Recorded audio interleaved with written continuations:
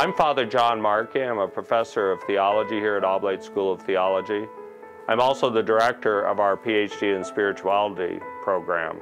I'd like to introduce to you Professor Phillip Sheldrake. He's a professor here at Oblate in Christian Spirituality. He's also a professor at Cambridge University in England. He's an internationally known author and very respected historian of Christian spirituality and a respected voice and authority on issues pertaining to Christian spirituality and the contemporary world.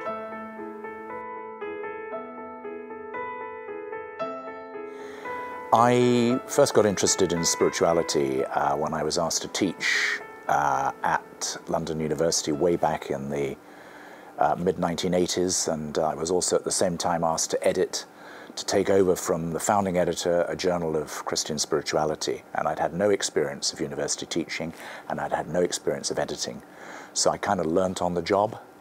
And I also learnt what the field of spirituality meant really by having to insert myself into a teaching syllabus. It was a graduate class, and kind of fell in love with the area and then began to realize that it had a lot of traction, that more and more people were interested in studying it, either as a course within a bigger MA program, and gradually we decided to set up an actual MA in Christian spirituality, which then attracted quite a bit of recruitment.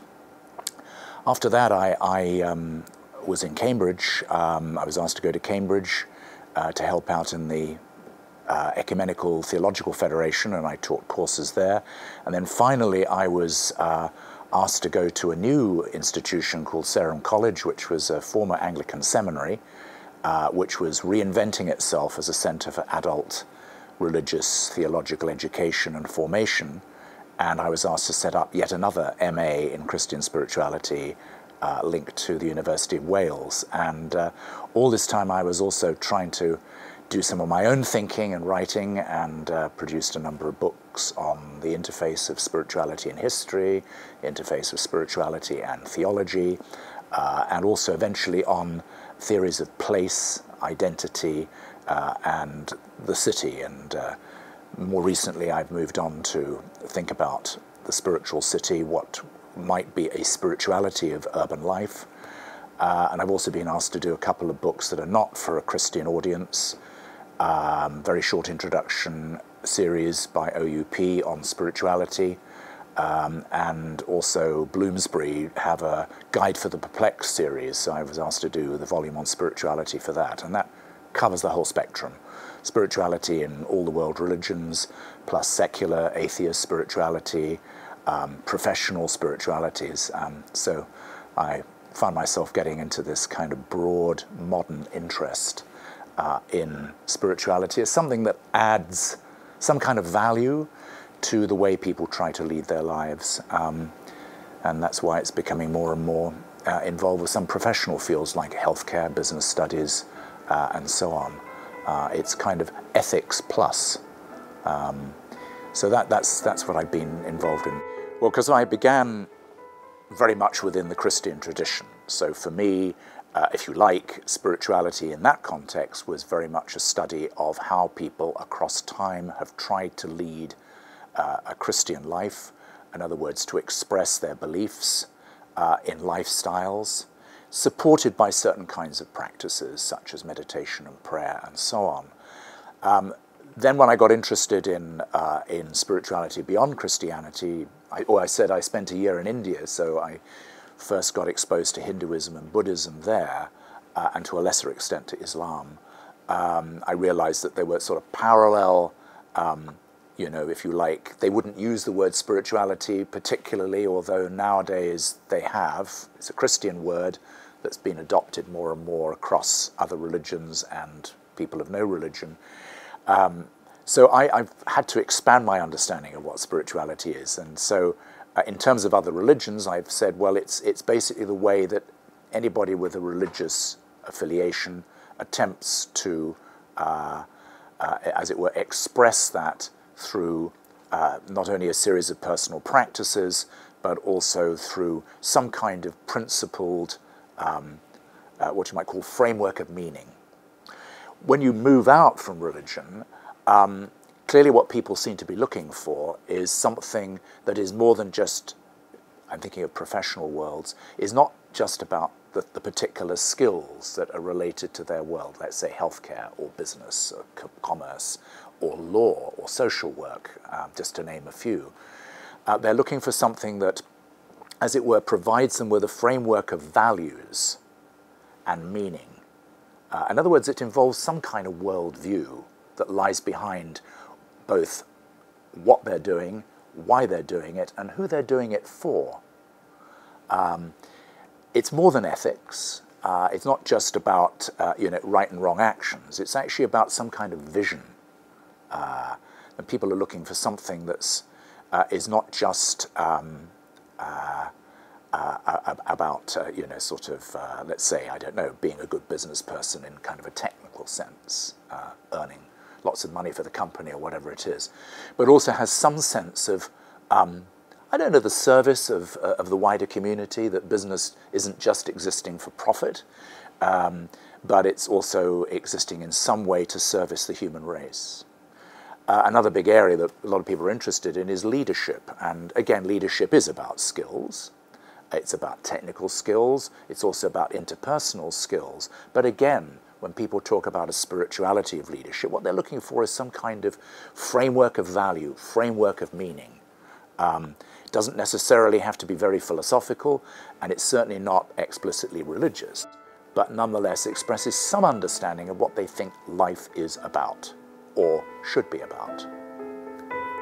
It's a funny thing about, what I'm setting out to write now, and I am committing myself, about to sign a contract to write an up-to-date scholarly study of Julian of Norwich, 14th century English woman mystic, and you'd say, well, what is that going to be, the sort of thing that appears on 10 library shelves and that's it?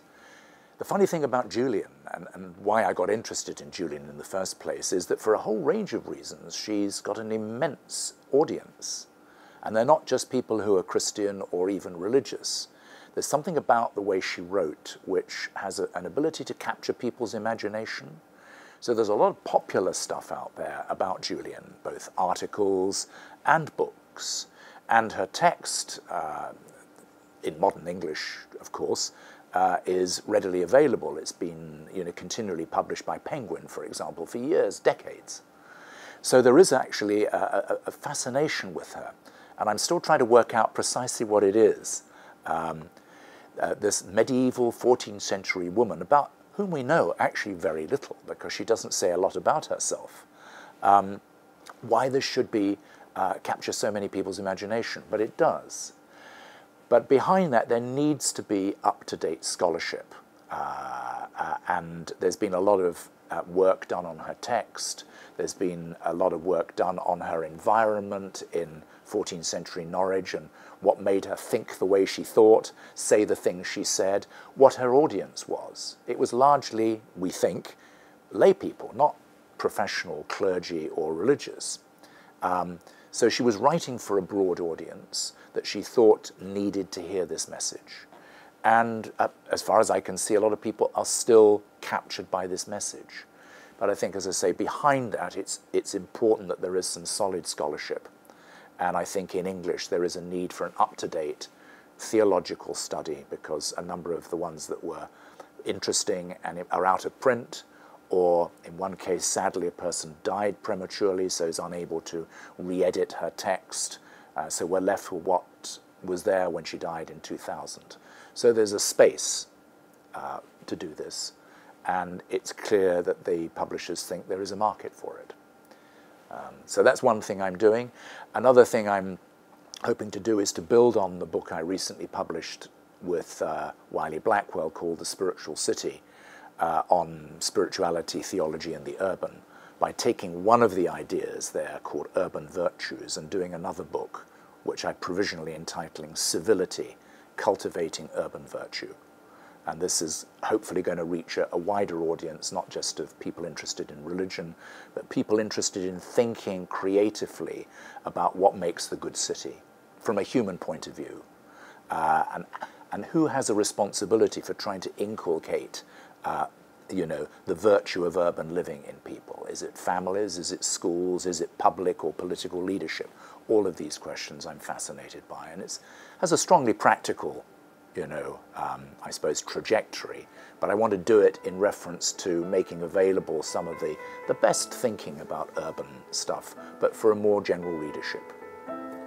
I was asked by Father Rollheiser to consider coming here to help Oblate kind of move away from being just a fairly quiet, gentle, regional seminary and center of theological studies to something that's more ambitious, that's something that has a national profile within the United States or North America more broadly, and also ultimately, hopefully, will have more of a global profile.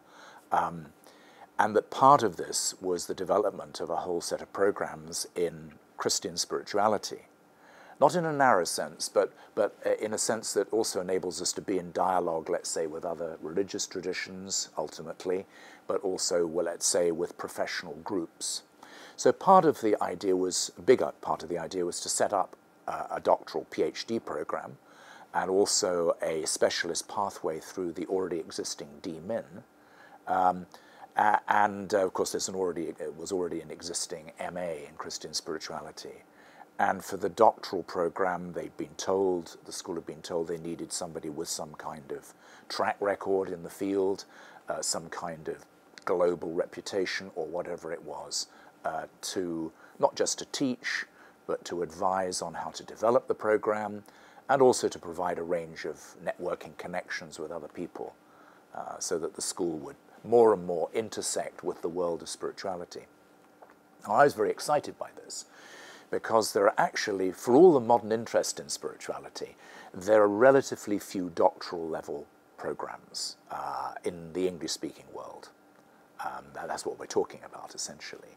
As far as I'm aware, there's only one other in the United States that's explicitly in Christian spirituality.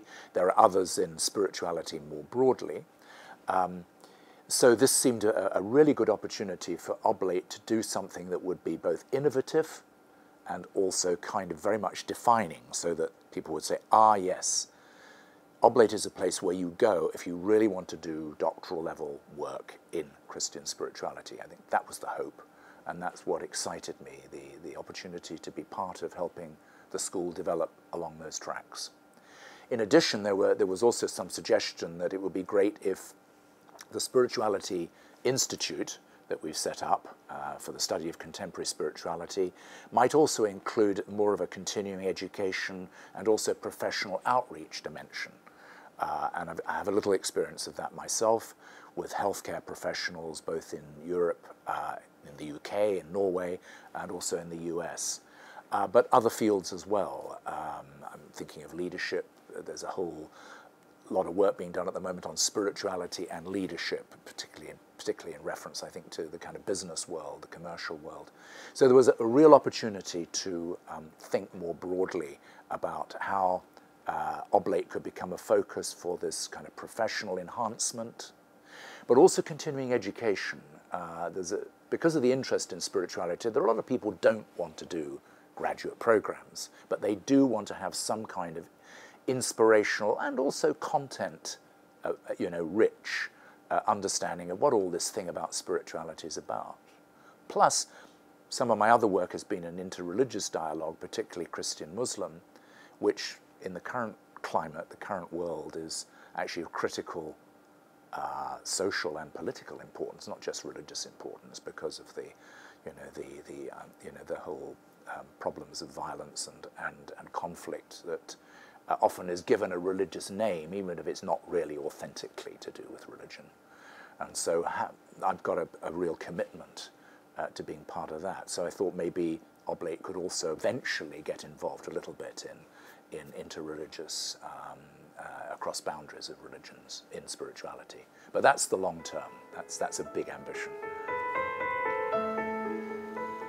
I think if we're thinking in terms of Christian spirituality, whether there is an essential relationship between Christian spirituality and, as you like, some kind of church practice or involvement in the church, I'm not totally convinced. On one level, you'd want to say, well, it's not good to detach it entirely so that it just becomes a free-floating something that anybody can pick and choose and dip into and all the rest of it. But I think nowadays, I'm very concerned that people who are, let's say, increasingly not going to church, for a whole range of reasons, who maybe are even rather suspicious of institutional religion, nonetheless want to dip into their inherited religious tradition in a way that's accessible to them. So in that sense, I'd like to think that material on Christian spirituality is available beyond the boundaries of people who, you know, go to church regularly. On the other hand, the flip side of that coin is that a lot of people who go to church regularly, have gone to church regularly, are very committed, have not really been exposed to the spiritual tradition. They think of the church as being about doctrine, ethics, money, buildings, institutions, and have not been exposed to the fact there is this immense wealth and richness of spirituality going way back, not just to the scriptures, but all the way through history.